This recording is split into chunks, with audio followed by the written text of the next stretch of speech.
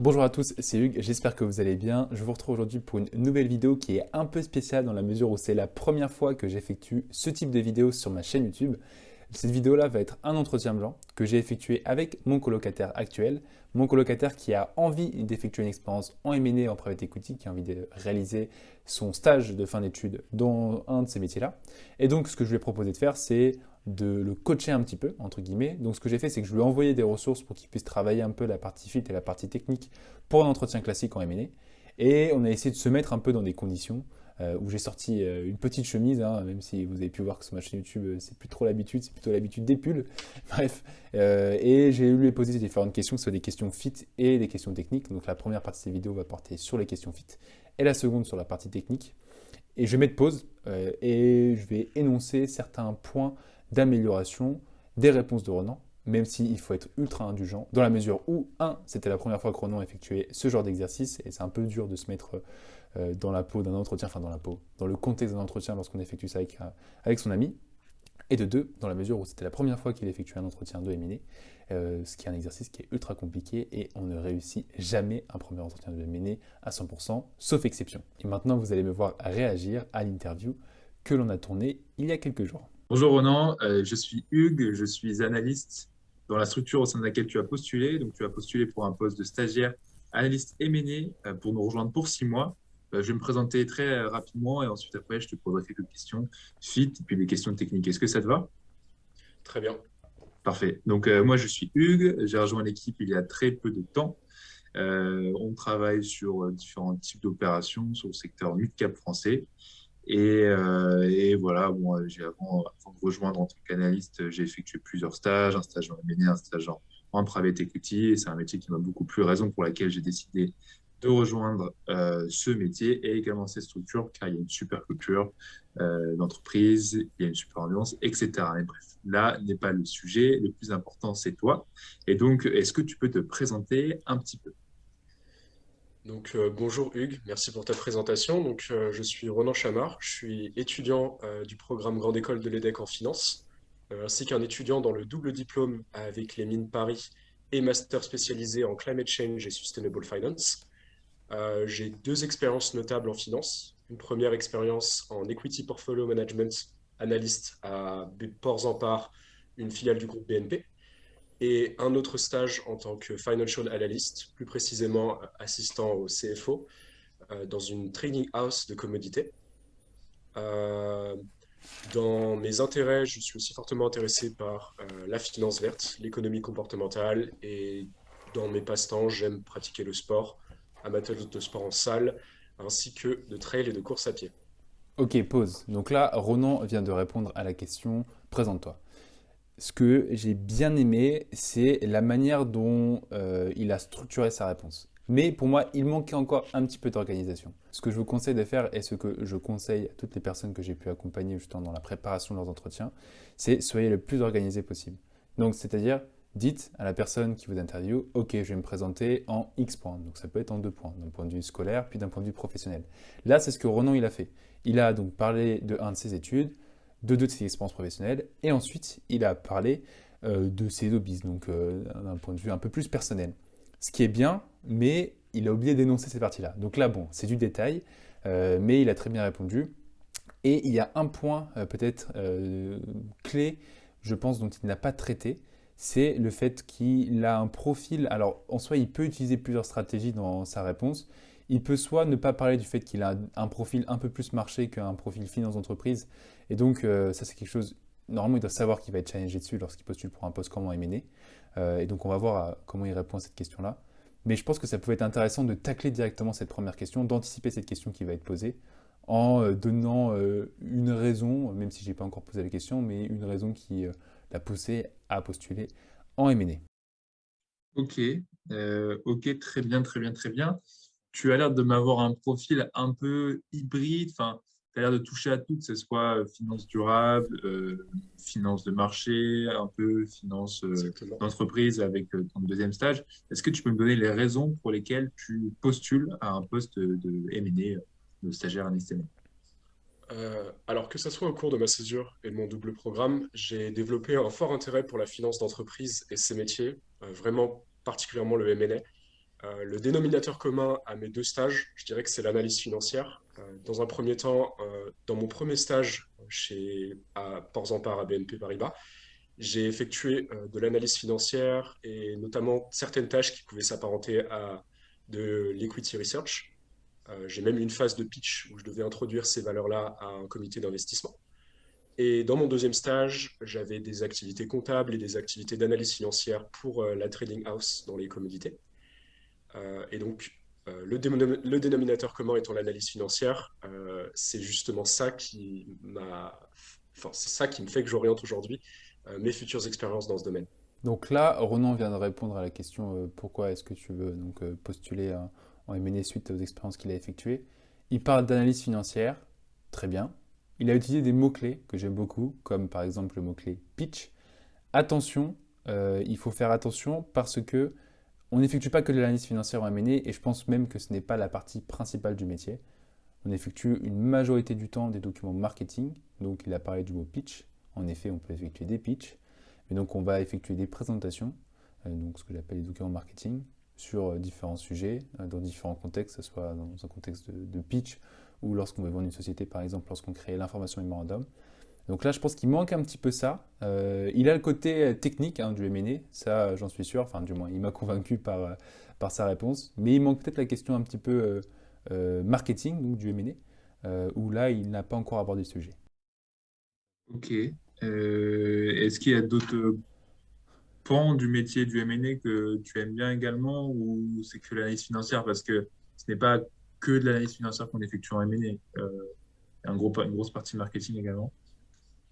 Oui, oui, effectivement. Alors, c'est pas simplement que pour l'analyse financière que je choisis le MNS, c'est aussi pour un environnement de travail qui est dynamique, qui est assez challenging, qui peut demander de travailler de longues horaires sur des deals. Ça, c'est quelque chose qui m'intéresse aussi. Et à la fois, c'est un métier qui a une dimension commerciale qui m'attire beaucoup. Ok, donc là justement, comme je l'ai fait dans mon commentaire de sa première réponse pourquoi le M&A, je lui montre qu'il a en quelque sorte un peu oublié la partie marketing du M&A. Il se rattrape bien dans la mesure où il aime le côté commercial, mais je pense que ça aurait été pas mal si il avait donné un exemple, parce que c'est toujours bien penser à illustrer vos réponses dans ces cas-là. Donc dire en effet, c'est vrai que j'ai oublié de mentionner l'aspect marketing du M&A que j'aime beaucoup, pardon, que j'apprécie beaucoup. Pour vous donner un exemple, j'ai beaucoup été amené à travailler sur PowerPoint, dans la réalisation, donc il a parlé du pitch, il peut utiliser cet exemple-là, mais il peut donner un exemple professionnel. Je lui conseille de donner un exemple professionnel dans la mesure où il a effectué sa césure, pardon. Donc il a déjà effectué 2 fois 6 mois de stage, mais il peut donner également un exemple scolaire dans le cadre où il a utilisé bien sûr PowerPoint. Et là où j'ai bien aimé aussi sa réponse, c'est qu'il a à rajouter le fait, et ça c'est un point dont il avait oublié de traiter, mais les aspects du M&A qu'il apprécie beaucoup, donc challengeant, faut travailler de longues heures. Bon, alors ça, faut voir si on aime ou pas le dire, mais l'aspect challengeant du M&A, ça c'est quelque chose dont il faut parler. Il ne faut pas oublier aussi potentiellement la courbe d'apprentissage. Mais voilà. Ok, très clair, très clair. Pour terminer un peu sur les questions fit, avant de passer aux questions techniques, qu'est-ce que tu penses faire quand tu travailles en M&A? Est-ce que tu as une idée un peu, parce que tu n'as pas encore d'expérience en M&A, mais est-ce que tu t'es renseigné Effectivement. dessus? Qu'est-ce que tu penses faire? Je sais qu'un analyste, avant tout, est chargé de la modélisation financière, peut faire de l'analyse de comparables, de la valorisation. Ces tâches-là vont s'effectuer généralement sur Excel. On a aussi d'autres tâches qui ont un aspect un peu plus commercial, où un analyste, il doit préparer donc, des pitch books, il doit faire des présentations commerciales à destination des clients. Et ça, c'est plus de tâches qui s'effectuent sur PowerPoint. On a aussi un autre ensemble de tâches qui est vulgairement appelé le grunt work. Ça peut être des tâches considérées, enfin des tâches administratives surtout. Elles sont entendues de la part des analystes, même si c'est des tâches qui peuvent sembler peu attirantes et C'est quoi, intéressantes en apparence. quel est le nom que tu as donné à cette tâche-là? Le grunt work, Ok, je connaissais pas ce nom. Et par tâche administrative, tu sous-entends quel type de tâche? ça peut être des tâches qui vont être de vérifier certains modèles financiers sur Excel, vérifier à ce que des présentations soient bien alignées ou des images soient bien alignées sur des présentations, ou même de l'organisation tout simplement à l'échelle de la boutique, de l'organisation des informations, des données. toutes ces tâches-là qui sont purement administratives, même si elles sont pas très intéressantes en apparence, elles sont quand même formatrices et nécessaires. Elles sont nécessaires à la bonne continuité, le bon fonctionnement d'une boutique. Et si je devais résumer en essence les tâches d'un analyste, je dirais que c'est celui qui conduit la recherche de l'industrie et qui collecte les informations nécessaires.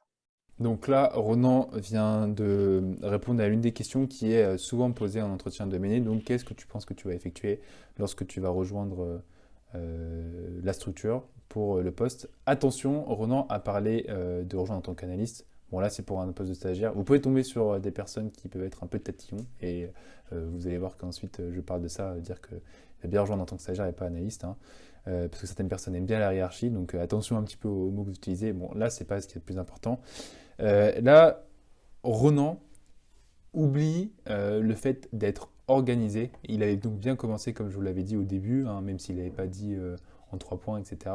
Il s'est présenté en 3 points, j'ai beaucoup apprécié. Mais vous allez voir qu'au fur et à mesure en fait, de ses réponses, et ça je pense que c'est tout simplement un peu le stress et le fait que c'était la première fois qu'il ait fait cet exercice-là, mais il oublie d'être organisé dans ses réponses. Donc si je reprends les questions que j'ai pu lui poser, par exemple, pourquoi le M&A, il peut dire il y a 3 principales raisons qui m'ont poussé à faire du M&A. Donc il a parlé d'analyse financière, c'est très bien.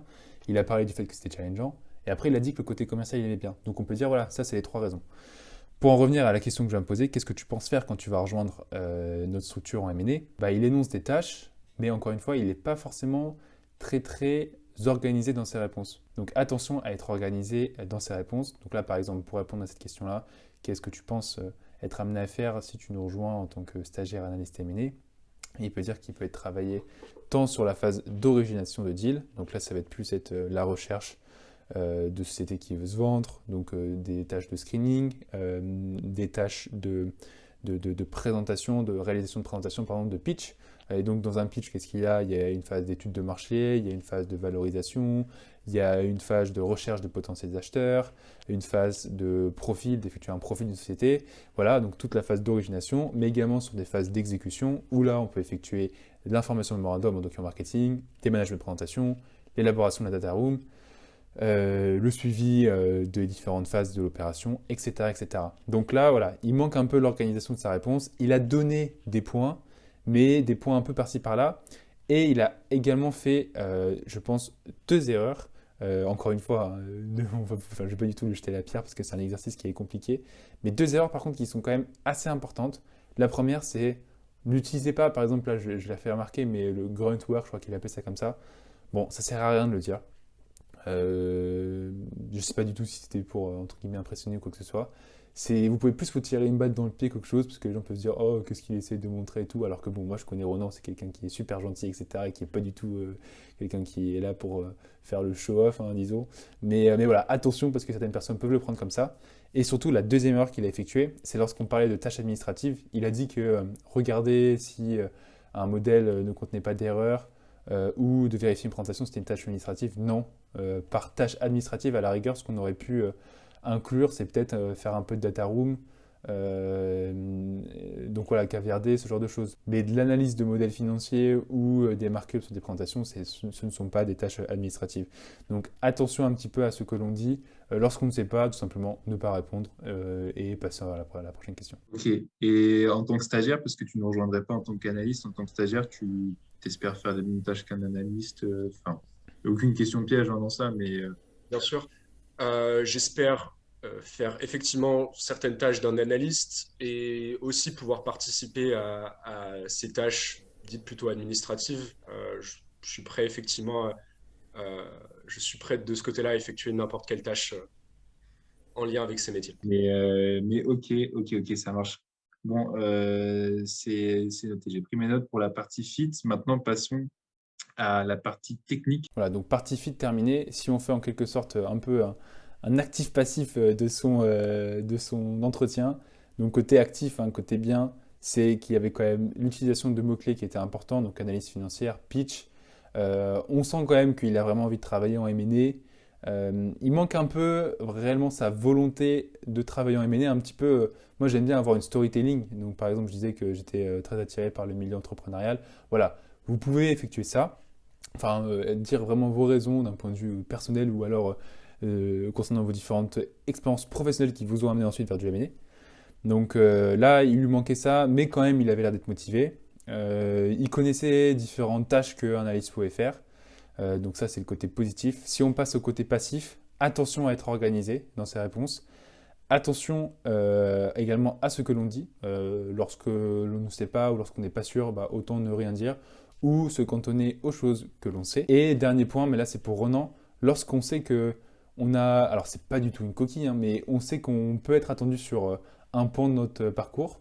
Donc là, en l'occurrence, Ronan, le fait qu'il a 2 expériences professionnelles qui peuvent s'apparaître à plus d'expériences marché que corpo, même si en réalité, ce n'est pas forcément le cas, et toujours enlever le doute du côté du recruteur en taclant ça, tout simplement, lorsque vous vous introduisez, en parlant soit des missions que vous avez effectuées qui sont des missions plus de finance d'entreprise, ou bref, voilà, ou d'autres points, là je ne sais pas, c'est un exemple qui m'est venu en tête, mais pour que la personne qui va vous recruter se dise, bon, voilà, certes, voilà, ce sont des expériences qui sont dans un milieu finance de marché, pardon, mais en réalité, les tâches qu'il a effectuées sont plus des tâches de finance d'entreprise. Voilà, c'était la partie 1 de cette vidéo liée à la partie fit de cet entretien.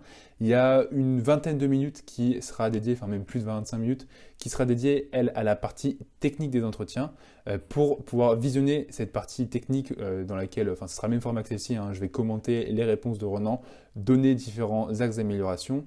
Je vous invite à rejoindre la formation qui est dédiée à toutes les notions financières qu'il faut maîtriser pour réussir ces entretiens en finance d'entreprise. Formation qui est disponible et que vous retrouverez dans la description de cette vidéo. Donc je vous invite à aller la voir. C'était Hugues, je vous souhaite à tous une excellente journée, une excellente soirée. À la prochaine, ciao.